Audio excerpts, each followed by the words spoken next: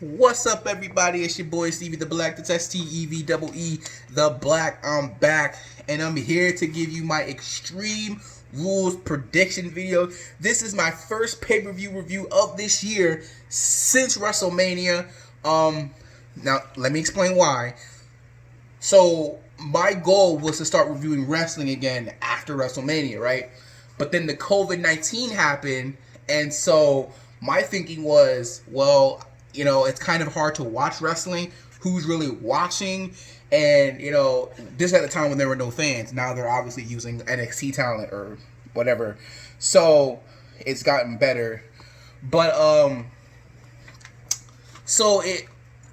didn't review Money in the Bank. And then, what pay-per-view did we have after that? Backlash. And I didn't review Backlash. I was going to, but then I got lazy and didn't do it. So my apologies, that's on me, but I'm here now reviewing Extreme Rules. Here to give my thoughts, my predictions on the matches. So without further ado, let's get straight into the video and the predictions. Alright, here we go. So first off, we have Drew McIntyre taking on Dolph Ziggler for the WWE Championship. Dolph Ziggler can pick the stipulation. He says he's not going to reveal it until their match Sunday. I've heard rumors that it's going to be a TLC match. I'm going to be very disappointed if it's a TLC match, because with Dolph Ziggler hiding it, you would think it's something special and unique. Not special and unique like an eye for an eye match, but just something different, And if it's really a TLC match, that's nothing different, and it's nothing worth getting excited about, and it's nothing that's worth hiding it for. Oh, well, you didn't know it was a TLC match, but I did. Like, are you serious? Like, that's nothing, man. It's really not. So I hope it's not an Extreme Rules match, but we'll just have to wait and see. But whatever the case, whatever the stipulation, Drew McIntyre will be walking out as WWE Champion. I wish it was Dolph Ziggler. No knock on Drew, but just Dolph, he's never really had this chance to be champion. Yeah, he had that chip where he got the championship from Edge, and then Teddy Long came back, and then he lost it in the same day, whatever like that. That happened. I don't really count that. But WWE does count him as a two-time world champion. And then there's when he cashed in his Money in the Bank to win the World Heavyweight Championship. But then he got the concussion, and then he's never really bounced back since then. So now, I would really love to see Dolph Ziggler as WWE Champion. Give him a proper reign, even if he's just a transitional champion. To see him as WWE Champion would be great. It's never going to happen, but it would be great. But I'm going with the Drew McIntyre here because he is on a roll, and you just can't interrupt it. So I'm going to have to go with Drew McIntyre on this. Next, we got Asuka taking on Sasha Banks for the Raw Women's Championship. I think this is going to be a great match, but I'm going to have to go with Asuka on this one because if you saw Raw Talk, which I didn't, but I saw a clip from Raw Talk of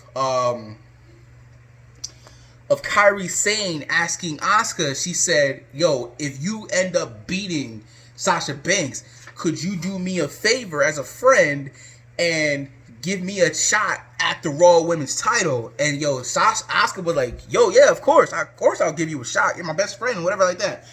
So the rumor is that Kairi Sane is leaving, right? She's leaving. She's going back to Japan. She's going to wrestle for a couple of years or a year or whatever to be with her husband over there. And then she's going to retire. I think she's great, and I think she's great with Asuka as her partner. But, I mean, just asking that question kind of gives it away of who's going to win the match. Because they wouldn't say that unless the match was happening.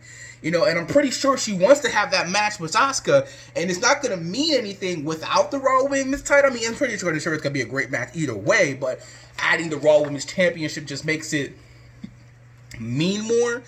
So, because of that, I'm going to have to go with Asuka. Even if that never happened, I'd still have to go with Asuka because I just don't see Bayley and Banks both having double championships. I do not see that. So And there could come a point, if they're still trying to do Banks and Bayley at SummerSlam, this is the part where maybe Bayley tries to help out Banks, but ends up costing her the match. This could be the start of that thing, of their downward spiral in their breakup, to where they have that match. Speaking of Bayley, Bayley versus Nikki Cross for the SmackDown Women's Championship. I'm gonna have to go with Bayley, because as much as I like Nikki Cross, I just don't see her winning. I see it the same way as this, that Sasha comes out and she helps Bayley somehow retain her title. You know Alexa Bliss is going to be out there with her, so Banks is going to be too. Maybe those two get into it, which distracts Nikki Cross, which allows Bayley to win the match, but I don't see Bayley losing her SmackDown Women's title, because like I said, okay, so here's how I see it again. Bayley getting help from Sasha is going to lead to her obviously helping Sasha with her match against Asuka, but something's going to go wrong and she's going to go, wait, I was there for you, why couldn't you help me out? All that stuff like that, which will then lead to their breakup. So somewhere along the way, then they'll lose the tag team titles, and then at SummerSlam, it should be a match between Sasha and Bayley for the SmackDown Women's Championship. But we'll see. I mean, they got about a month till SummerSlam after the show, so we'll see how they go. But I got Bayley retaining the championship. Next up, we've got Braun Strowman versus Bray in a Wyatt Swamp fight. So when you think about this, you think, well, this is Bray's type of match, right? There's no way he'll lose. You think that. But WWE has a habit of people losing their matches. Now, that didn't happen when we had a Firefly Funhouse match. John Cena lost to Bray, right? But Undertaker's lost Buried Alive matches before. He's lost Hell in a Cell matches. He's lost, let's see, I think Mankind's lost a Boiler Room match. Like, people lose their type of match all the time, so it's nothing new. Plus, to me, storyline-wise, it doesn't make sense for Bray to win. It makes sense for Braun to win, because he said this past week on SmackDown, this past Friday, he said he has to beat him, because if he doesn't beat Bray, then it's going to lead to the Fiend coming. But really, it should be the other way around, because Braun beat Bray. It's going to leave Bray with no choice. Like, you could say it like this, right? You could say Bray has been keeping the Fiend back, saying, no, I know Braun, I can handle this. So Firefly Funhouse, Bray lost. He couldn't handle it. So then the Fiend wanted to come, but Bray's like, no, I got an idea. I'm going to bring back the old Bray. So the old Bray comes back, and they even have it on his terms in a Wyatt Swamp fight. But Bray loses again. And so then the Fiend is going to have to go, nah, you've had your chance. It's my turn now. And Bray can even say after he loses, he can go, Braun, I tried to help you. I tried to stop him, but you just wouldn't listen, Braun. I tried to help you, but it's too late now. He's coming. He's coming. And then that's when you can bring out the Fiend, who we haven't seen since WrestleMania, and he can take out Bray, and then you can lead the match, obviously, for the match at SummerSlam, Bray versus the Fiend for the Universal title, and that's how they should do this. Because I saw something online talk about Bray was going to win, but that doesn't make any sense to me at all. Like, it does not. So I'm picking Braun here to win the Wyatt Swamp fight and to beat Bray. And plus, it's a non-title match. And you would think because it's a non-title, Bray would win. But to me, it just makes more sense story-wise, again, to have Braun win. Because then Bray can say, Braun, I tried to help you.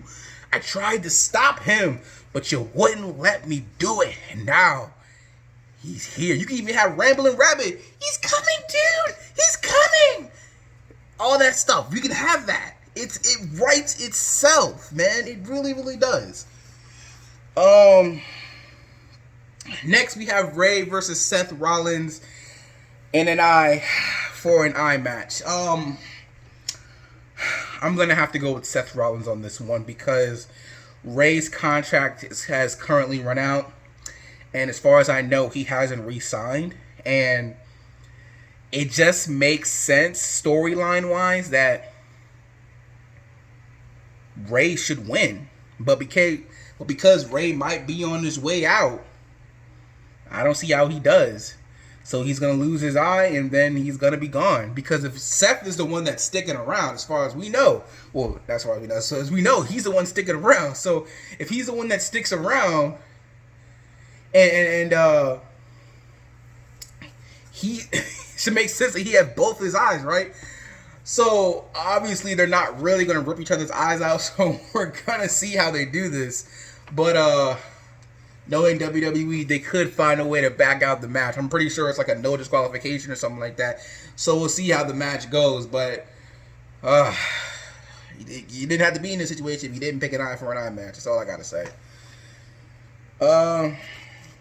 Next up, we have Apollo Crews taking on MVP for the United States Championship.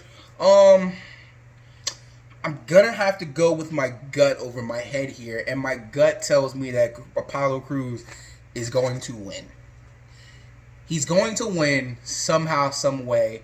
Maybe Lashley tries to get involved, and that causes a distraction and allows Apollo Crews to win, and then he can retain the title, and then he can take MVP's new title because it does look better, even though there just needs to be more blue in it. And then at SummerSlam, you can have Apollo Crews taking on Bobby Lashley for the United States Championship. That's how I see it. I could be wrong on this, but that's just what my gut says, so that is what I'm going with. All right. And then finally, New Day taking on Cesaro and Nakamura in a tables match for the SmackDown Tag Team titles. I'm kind of iffy about this because I don't know. I could see it going both ways. This whole entire feud, Nakamura and Cesaro have owned the New Day. So I could see it being the New Day just suddenly pulling a win out and just beating them. Or I can totally see the domination continuing and just having having Cesaro and Shinsuke win the titles.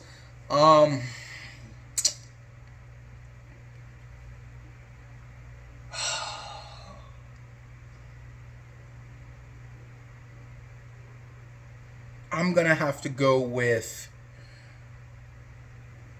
Cesaro and Shinsuke Nakamura. Why? I'm not really sure, but I think I read a long time ago that Vince wants the New Day to have the most tag team titles reigns, and for that to happen, they'd have to lose the titles again. So I'm gonna have to go with that, Shinsuke and Nakamura winning the titles. So I'm not confident in that pick, but I could be wrong. I could be right. I don't know. Depends on how Vince feels. And then I don't know if this match is on Extreme Rules or if it's on next SmackDown or not. They haven't said anything. But Sheamus taking on Jeff Hardy in a barroom fight. I'm going to have to go. If it does happen, I'm going to have to go with Jeff Hardy because it doesn't make any sense for Sheamus to win, because the whole point of this is to overcome your demons and your addictions and all that stuff. And it's supposed to be a positive message, right? At least it should be. And the only way to do that would be for Jeff to not only conquer his addiction over beer and alcohol, but to conquer his demons of Sheamus as well. So if that match does happen at Extreme Rules, I am picking Jeff Hardy to win the match. Those are my Extreme Rules predictions video. Let me know who you think's going to win what match down in the comment section down below. Again, as I mentioned in my SmackDown review, I'm going on vacation this week to Key West, so I'm not going to be home. So I'm going to try to review Extreme Rules, but if I don't, I'm going to leave a link to my Twitter in this description and my description of the SmackDown review. So that way, if I can't review the show, I'll just post my thoughts on Twitter. Also, Fully Loaded for the Austin Air review, that is also this week, so I have to review 2 pay-per-views. I'm going to review that when I get back. There's no denying, because there's no timetable on that. So when I get back, I'm going to then review it. But I may also put that on Twitter as well, just to talk about it, because you know I like to split it up between the 2 Saturdays and Sundays anyway. So by the time Extreme Rules starts, I will have been done Fully Loaded anyway. But like I said, I'm still going to do a review, but I'm going to leave my Twitter in the comment section down in the description, or maybe the comment, in the description. I'm going to leave it in the description. Sorry, I keep repeating myself. Remember to spread the word on this video. I know there are other people you could watch, but I'm just a fan just like all of you, and I'm just trying to enjoy some I can't say some good old wrestling because WWE sometimes be messing up. So just enjoy some wrestling, some WWE. I know they can be skeptical at times. Remember, we got a 9 for an eye match coming up. So, again, I know there's other options you can watch. You can watch Cultaholic. You can watch Wrestling with Regret. You can watch a whole bunch of other different stuff. But I'm just a fan, just like all of you, who has nobody to talk to this stuff about with. So I want to talk about it with you guys. Remember, the goal is to reach 500 subscribers next. I believe I'm at 301 or 302. So help a brother out, please. Spread the word. And if you're not down with that, I've just got 2 words for you. Peace out, and I'll talk to you later. Peace.